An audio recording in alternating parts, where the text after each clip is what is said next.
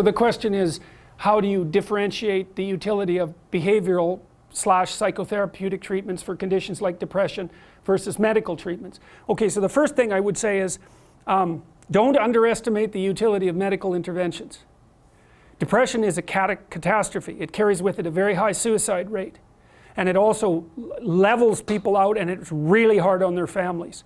And so, and it's physiologically extraordinarily damaging. And so, if you're in a depressive state and it's severe, you can try an antidepressant. You'll know in a month if it works. If it works, well, maybe it'll help you get your life together. Like we could say, well, maybe you're depressed because your life isn't very well together. Could be. Sometimes people are depressed, their life is just, it isn't fine, because no one's life is fine. Everyone's life is a tragedy. But sometimes people have their lives in order as much as you could expect anyone to have. They have friends, they have an intimate relationship, they have a career that they like, you know, they're qualified, industrious people working hard on what they're doing and really playing a minimum number of games with themselves, and they're terribly depressed. Antidepressant, man, sometimes that will just fix it. And so hooray, like you're a biological entity. If there's something out there that can help you strengthen yourself so that you can prevail, great. And you know, people, you hear everyone takes antidepressants, you know, everyone's taking them. It's like no one takes those bloody things without serious consideration. Half the time I spend with my clients who are depressed is often the 2 years long attempt to get them to tentatively try an antidepressant, because they're so guilty that they're relying on an external crutch to sort out their lives that they can't even tolerate it. But you know, I say, well look, man, what if you had diabetes?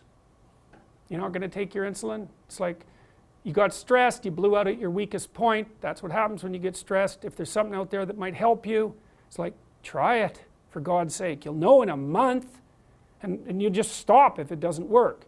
Now, having said that, you want to do a multidimensional analysis. It's like, well, do you have any friends?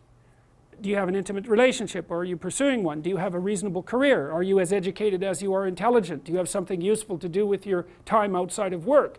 Do you have a drug or alcohol problem? Are there other behavioral issues like sleep dysregulation and lack of eating that are contributing to the pathology? You want to differentiate all of that, and wherever you can make a behavioral intervention, so much the better. But sometimes too, you're dealing with people whose lives are so wrecked that they don't even know where to start. They're different than the ones who have everything in order, say.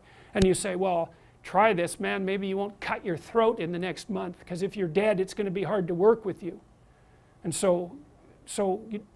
medical interventions, anything.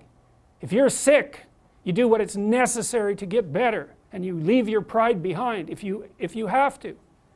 And that says nothing about the utility of the behavioral interventions. You want to hit the problem with everything you have at your disposal.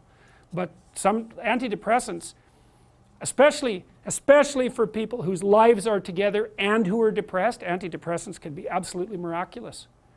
So, you know, when you hear about the clinical evidence in their favor being iffy, and that's partly because the diagnosis of depression isn't very well formulated.